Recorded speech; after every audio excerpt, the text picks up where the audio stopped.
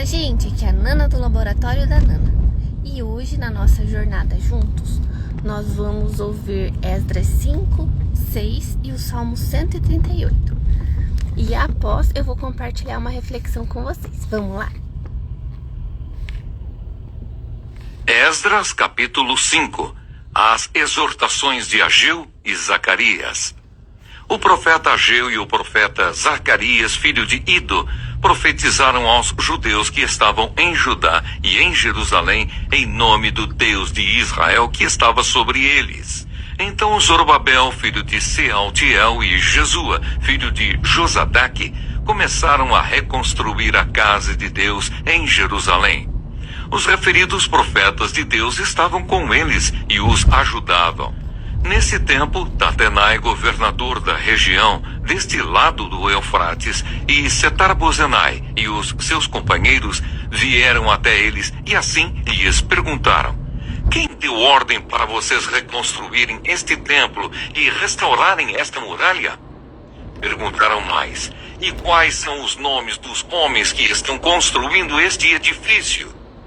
Porém, os olhos de Deus estavam sobre os anciãos dos judeus, de maneira que não foram obrigados a parar, até que o assunto chegasse a Dario e viesse resposta por carta sobre isso. Os adversários consultam Dario. Eis a cópia da carta que Tatenai, o governador da região, deste lado do Eufrates, com Setar-Bozenai e os seus companheiros, os Afarsaquitas, que estavam deste lado do rio, enviaram ao rei Dario, na qual lhe deram um relatório nos seguintes termos: ao rei Dario toda a paz. Saiba, ó rei, que nós fomos à província de Judá, ao templo do grande Deus, que está sendo construído com grandes pedras. A madeira está sendo colocada nas paredes, e a obra está sendo feita com diligência e avançando nas mãos deles.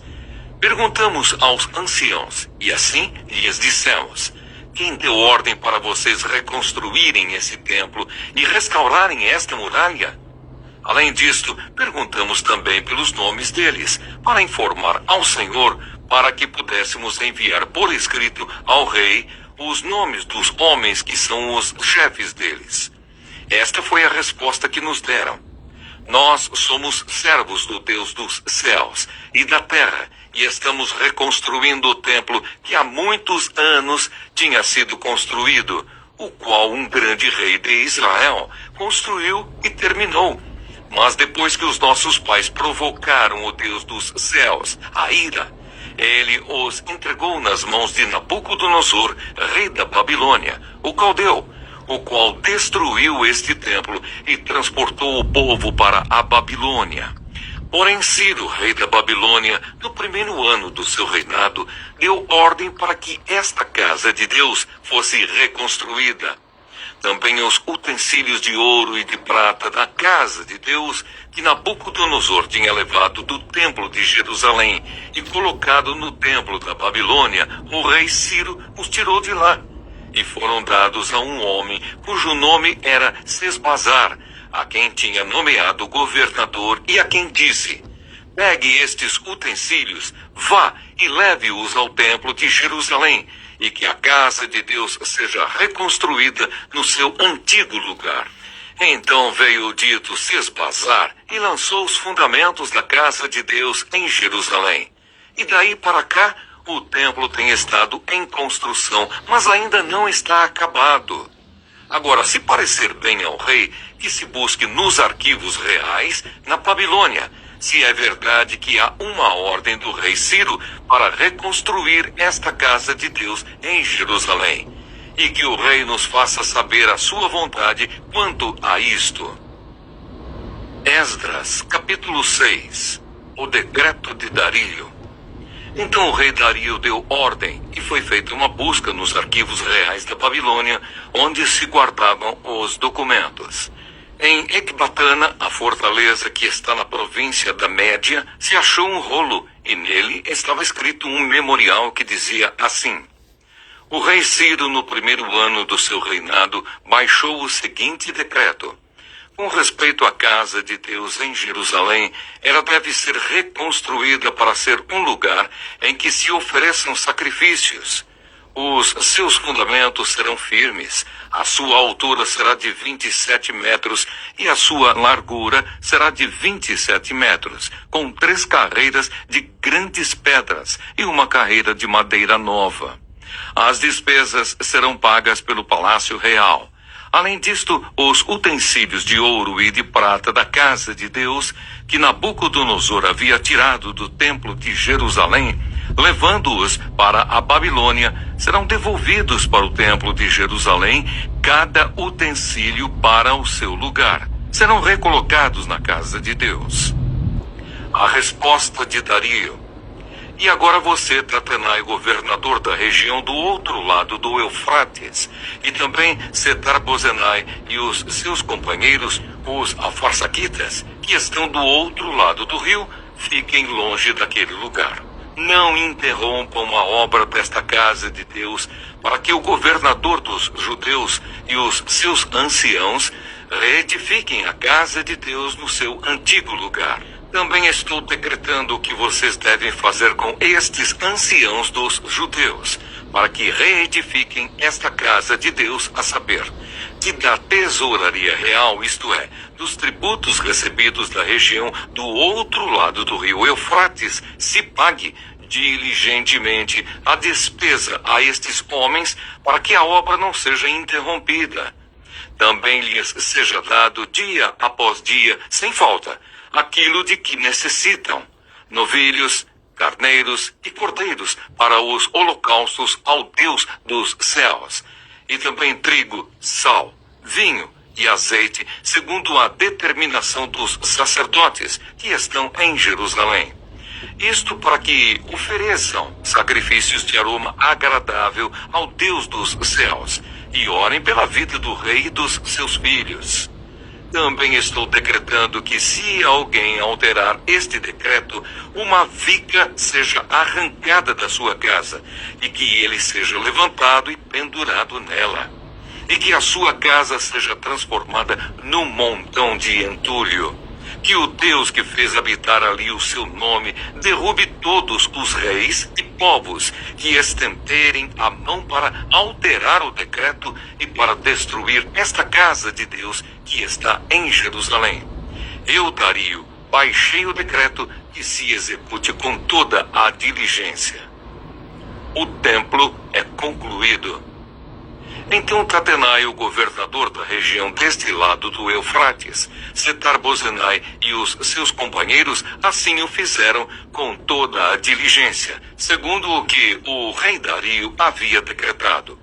Os anciãos dos judeus iam construindo e prosperando em virtude do que profetizaram os profetas Ageu e Zacarias, filho de Ido. Reconstruíram o templo e o terminaram segundo a ordem do Deus de Israel e segundo o decreto de Ciro, de Dario e de Artaxerxes, reis da Pérsia. Terminaram a construção deste templo no 3º dia do mês de Adar, no 6º ano do reinado do rei Dario. A dedicação do templo. Os filhos de Israel, os sacerdotes, os levitas e o restante dos exilados celebraram com alegria a dedicação desta casa de Deus.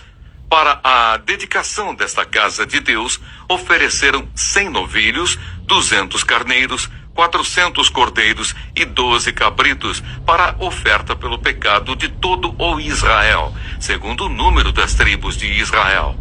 Estabeleceram os sacerdotes nos seus turnos e os levitas nas suas divisões para o serviço de Deus em Jerusalém, segundo está escrito no livro de Moisés. A celebração da Páscoa. Os que voltaram do cativeiro celebraram a Páscoa no dia 14 do 1º mês. Os sacerdotes e os levitas tinham se purificado e todos, sem exceção, estavam limpos. Mataram o cordeiro da Páscoa para todos os que voltaram do cativeiro, para os sacerdotes, seus irmãos e para si mesmos. Assim os filhos de Israel, que tinham voltado do exílio, comeram a Páscoa, juntamente com todos os que, unindo-se a eles, se haviam separado das coisas impuras dos gentios da terra, para buscarem o Senhor, Deus de Israel. Celebraram a festa dos pães sem fermento durante 7 dias, com alegria, porque o Senhor os tinha alegrado, mudando o coração do rei da Assíria a favor deles, para lhes fortalecer as mãos na obra da casa de Deus, o Deus de Israel. Salmo 138. Gratidão a Deus por sua fidelidade. Salmo de Davi. Eu te darei graças, Senhor, de todo o meu coração. Na presença dos poderosos te cantarei louvores. Voltado para o teu santo templo, eu me prostrarei e louvarei o teu nome por causa da tua misericórdia e da tua verdade, pois engrandeceste acima de tudo o teu nome e a tua palavra. No dia em que eu clamei, tu me respondeste e alentaste a força de minha alma.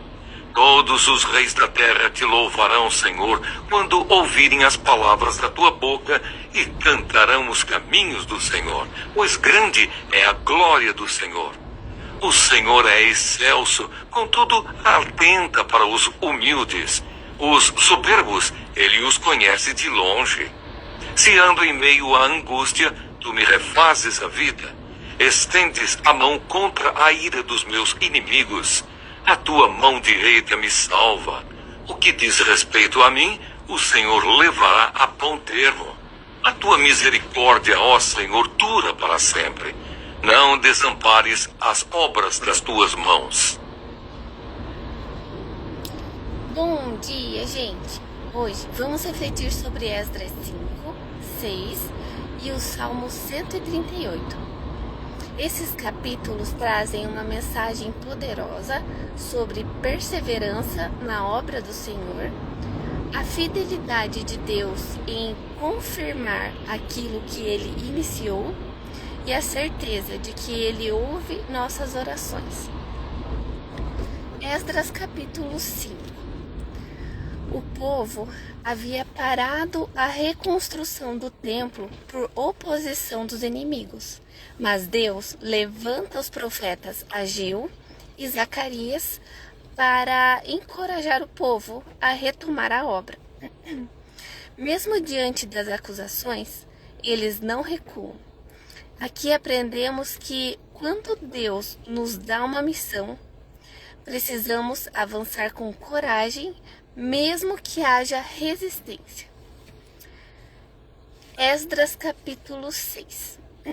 O rei Dario confirma a ordem para reconstruir o templo e ainda manda que os opositores ajudem e sustentem a obra. O templo é concluído e dedicado ao Senhor com alegria. Isso mostra que quando Deus está no controle, até os obstáculos se transformam em provisão. Ele move reis, governos e circunstâncias para cumprir sua vontade. E o Salmo 138. Davi louva a Deus porque ele respondeu às suas orações, fortaleceu seu coração e cumprirá seu propósito. O Salmo nos lembra que o Senhor é exaltado, mas também cuida dos humildes. A frase central é: o Senhor cumprirá o seu propósito para comigo. É a certeza de que nada pode frustrar os planos de Deus. Refletindo sobre esses textos, assim como Esdras 5, não podemos parar diante da oposição. Em Esdras 6, vemos que a fidelidade em continuar traz vitória e celebração. E o Salmo 138, somos lembrados de que Deus responde, fortalece e confirma seu propósito em nossa vida. Que hoje a gente usa essa palavra, que se Deus iniciou um propósito através de nós, Ele mesmo garantirá a conclusão, independentemente dos obstáculos. Que vocês tenham um ótimo dia. O vídeo vai ficar disponível no YouTube. Lembrem de se inscrever no canal, de curtir o vídeo, de compartilhar. Fiquem com Deus e até a próxima.